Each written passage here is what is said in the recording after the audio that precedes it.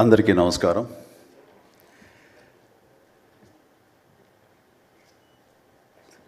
దిగ్దర్శకులు రాఘవేంద్ర గారు, కోదండరామరెడ్డి గారు, Gopal, young directors like Bobby, Vasishta, like నా నిర్మాతలు అల్లు అరవింద్ గారు, అశ్విని దత్ గారు, కెఎస్ రామారావు, శ్యామ్ ప్రసాద్ రెడ్డి, జెమినీ కిరణ్, తమ్మారెడ్డి భరద్వాజ్ గారు, అలా యంగ్ ప్రొడ్యూసర్ విక్కీ అండ్ పాత్రికేయ మిత్రులకు, అలాగే నా బ్లడ్ బ్రదర్స్, బ్లడ్ సిస్టర్స్, నా హృదయపూర్వక నమస్కారం.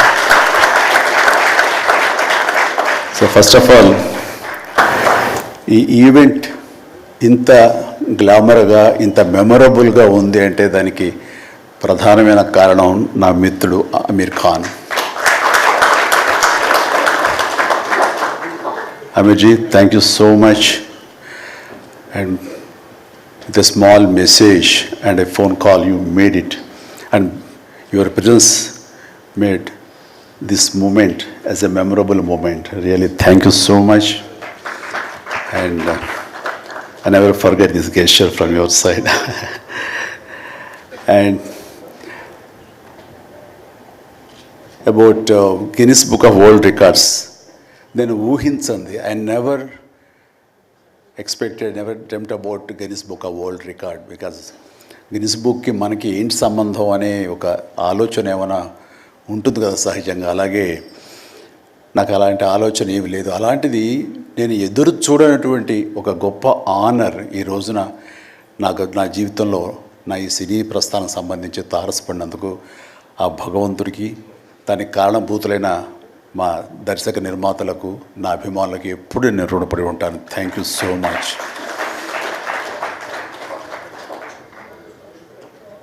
నాకు డ్యాన్సెస్ మీద, బహుశా నటన కంటే కూడా ముందు నుంచి కూడా డ్యాన్సెస్ మీద నాకున్నటువంటి ఇంట్రెస్ట్ ఈ రోజున ఈ అవార్డు వచ్చేలా చేసిందా అని నాకు అనిపిస్తుంటుంది. ఎందుకంటే ముందు నటనకి శ్రీకారం చుట్టే కంటే, ఓనమాలు దిద్దుకునే దానికంటే నేను ఫస్ట్ డ్యాన్స్కి నేను ఓనమాలు దిద్దానేమో అనిపిస్తుంటుంది. నా చిన్నప్పుడు మా చుట్టూ ఉండే వాళ్ళని ఎంటర్టైన్ చేయడం కోసంగా ఈవినింగ్ అయ్యేసరికి అప్పట్లో ఉండే వివిధ భారతి కానీ, లేకపోతే శ్రీలంక సిలోన్, రేడియో సిలోన్ కానీ, వీటిల్లో వచ్చే కొన్ని తెలుగు పాటలకి అదే మా source of inspiration. I mean recording songs అవి రావడానికి. అప్పుడు గ్రామ్ ఫోన్లు కానీ, టేప్ రికార్డులు కానీ ఇవన్నీ కూడా ఉండే పరిస్థితి కాదు ఆర్థికంగా. అలాంటి వారానికి ఒకసారి రేడియోలో ఎప్పుడు పాటలు వస్తాయా అని అందరూ ఎదురు చూసేవాళ్ళు. రాగానే శంకర్బాబుని పిలవండి, డ్యాన్స్ వేస్తాడు, మనల్ని అలరిస్తాడు అని వాళ్ళందరూ ఉత్సాహంగా ఉంటే, వాళ్ళ ఉత్సాహానికి నేను మరింత ప్రోత్సాహంగా తీసుకుని దాన్ని డ్యాన్స్లు వేస్తుండేవాడిని. అట్లాగా అవి డ్యాన్సులు అంటారా, బాడీ కదలిక అంటారా ఏమో తెలియదు, ఒక ఎనర్జీగా అవి ప్రజెంట్ చేయటం అనేది ఒక్కడే తెలుసు నాకు. 7th class, 6th class, 8th class ఆ ప్రాంతంలో.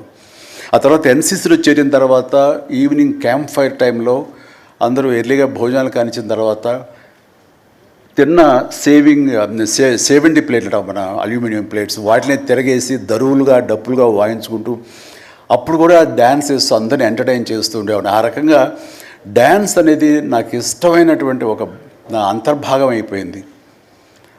అలాగా డ్యాన్స్ని నేను వేరుగా ఎప్పుడు చూడండి, ఎప్పుడు హుషారు ఉన్నా సరే అందుకంటే ముందు లేచిపోయి డ్యాన్సెస్ వేయటం అనేది మ్యూజిక్ అనుగుణంగా బాడీని మార్చుకోవడం జరిగింది. అంటే ఫస్ట్ పిక్చరు నేను వెళ్ళినప్పుడు అక్కడ సరదాగా నా రూమ్లో నేను డ్యాన్స్ వేస్తుంటే నా కోస్టార్స్ ఆర్టిస్ట్ వాడు చిరంజీవి డ్యాన్స్ వేస్తాడు అని అంటే, అవునా అని వాళ్ళందరూ చేయాలంటే అందులో సావిత్రి గారు ఉండేవారు, రోజారామణి, కవిత, ఇలాంటి యాక్టర్లు అందరూ ఉండేవాళ్ళు, నరసింహరాజు ఇలాంటి వాళ్ళందరూ ఉన్నప్పుడు వర్షం పడుతుంది. ఒక పంచలో డ్యాన్స్ చేయాల్సి వచ్చింది. అది ఈస్ట్ గోదావరి రాజమండ్రి దగ్గర ఒక పల్లెటూరులో.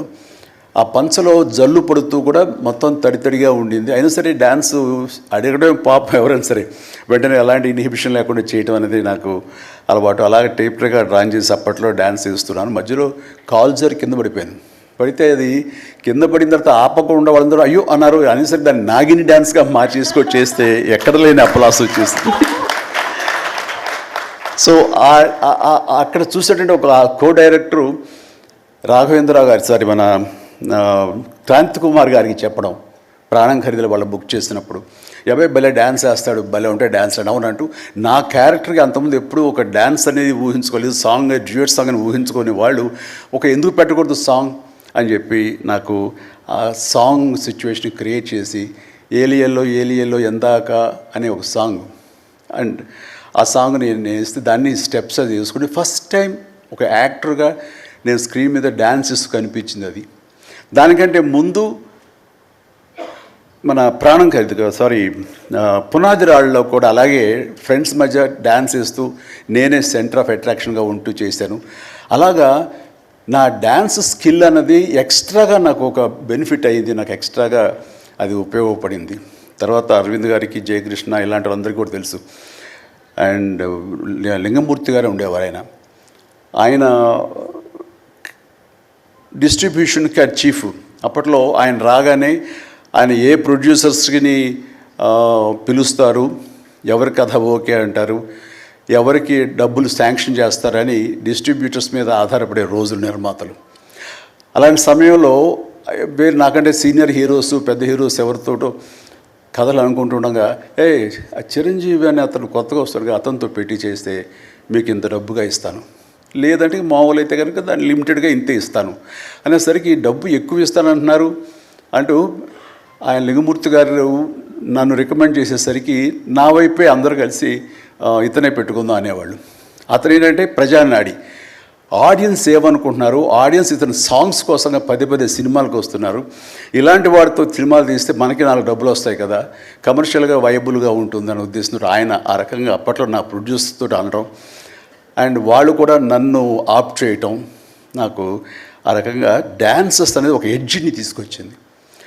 ఆ తర్వాత నా నిర్మాతలు కానీ, నా ప్రొడ్యూసర్స్ కానీ, నా మ్యూజిక్ డైరెక్టర్స్ కానీ, నా కోరియోగ్రాఫర్స్ కానీ వీళ్ళు నా సాంగ్స్ అనేసరికి ప్రత్యేకమైన శ్రద్ధ పెట్టేవాళ్ళు. అంటే మ్యూజిక్ పరంగా కానీ, బీజిఎమ్స్ పరంగా కానీ ఆ సాంగ్స్ అనేవి ఖచ్చితంగా ఉండాలని. దత్తు గారితో నాకు ఎప్పుడు దెబ్బలాటాయి. ఎందుకంటే 6 సాంగ్స్ ఉండాలేమో బాస్ మనకు అనేవారైనా, లేదు 5 చాలండి, 6వ సాంగ్ ఎప్పుడు కథకి గొడవ అడ్డుపడిపోతుందంటే, లేదు బాస్ అది మీరు అనకండి, ఏ హీరో అయితే ఏమో కానీ మీరైతే మొత్తం 6 సాంగ్స్ ఉండాలి బాస్ అని ఆయన అంటాం. సో 6వ సాంగ్ని ఏ రకంగా ఒప్పించడం. అలాగే అల్లు అరవింద్ గారు లాస్ట్కి వచ్చేసరికి అత్తగేముడు అమ్మాయి 3 సాంగే సిచ్యువేషన్ లేదు అక్కడ. అలాంటి చోట ఒక డబ్బు మీద ఒక సాంగ్ను ఆయన క్రియేట్ చేసుకుని ఆ డైరెక్టర్ గారితో కోదండరామరెడ్డి గారు వీళ్ళందరూ కలిపి అనుకుని అత్తగేముడు అమ్మాయికి మొగుళ్ళు ఒక సాంగ్ను బలవంతంగా పెట్టాడు అక్కడ. ఆ టైంకి అది బలవంతంగా ఉంటుంది, కథ డిస్టర్బెన్స్ ఉంటుంది, కానీ సాంగ్స్ ఒక ఎడ్జి తీసుకుంటాయి. సాంగ్స్కి స్పెషల్ ఆడియన్స్ ఉన్నారు. ఆ ఆడియన్స్ సాంగ్స్ మళ్ళీ రిపీట్ చేసేవాళ్ళు. అప్పట్లో ప్రొజెక్టర్ ఆఫ్ చేసి మళ్ళీ రీప్లే చేసేవాళ్ళు. ఆ రకంగా సాంగ్స్ యొక్క ప్రత్యేకత నా జీవితంలో, నా సినీ కెరీర్లో, నా యొక్క విజయ పరంపరలో అది ఒక అంతర్భాగం అయిపోయింది. ఆ రకంగా సాంగ్స్ అనేది ఏదో సరదాగా హాబీగా చిన్నప్పుడు మొదలుపెట్టింది. అది ఈ రోజు వరకు నాకు విపరీతమైన ఫ్యాన్స్ని తీసుకొచ్చి డ్యాన్సెస్ అంటే చిరంజీవి చేయాలి అన్నంత పేరు తీసుకొచ్చి నాకు ఈ రోజు ఇదిగో ఈ Guinness book of world records నాకు తీసుకొచ్చేలాగా చేసింది. సో ఇది నిజంగా అనూహ్యమైంది. ఏదో నటనకు వస్తుంది అన్నారు, వస్తుంది. అలాగే పర్సనాలిటీకి, మన సీనియారిటీకి అవార్డ్స్ వస్తాయి అనుకున్నా వస్తున్నాయి, అన్నీ అవుతున్నాయి. ఇంక ఎందుకు వస్తాయి, ఏమన్నా వస్తాయి అనుకుంటే కనుక ఈ రూపంలో వచ్చింది. ఈ రకంగా నన్ను వరిస్తుంది అనుకోలే. అది కాకుండా Guinness book of world records అన్నది. So first of all thank you so much mister Richard. You have come all the way to give me this honour in the name of prolific dancer, actor of Indian screen. Thank you so much. Thank you. And then ఇంతకు మించి నేను ఎక్కువ ఏమీ చెప్పలేను. But నా యొక్క ఈ విజయ పరంపరలో నేను కొనసాగటానికి నాకు ముందు నుంచి దోహదపడుతున్న నా నిర్మాతలకి, నా తోటి నటీనటులకు, నా టెక్నీషియన్స్కి, నా డైరెక్టర్స్కి, ప్రతి ఒక్కరికి హృదయపూర్వక ధన్యవాదాలు మరొకసారి తెలియజేసుకుంటూ ప్రతి ఒక్కరికి నా అభినందనలు సెలవు తీసుకుంటాను. జై హింద్.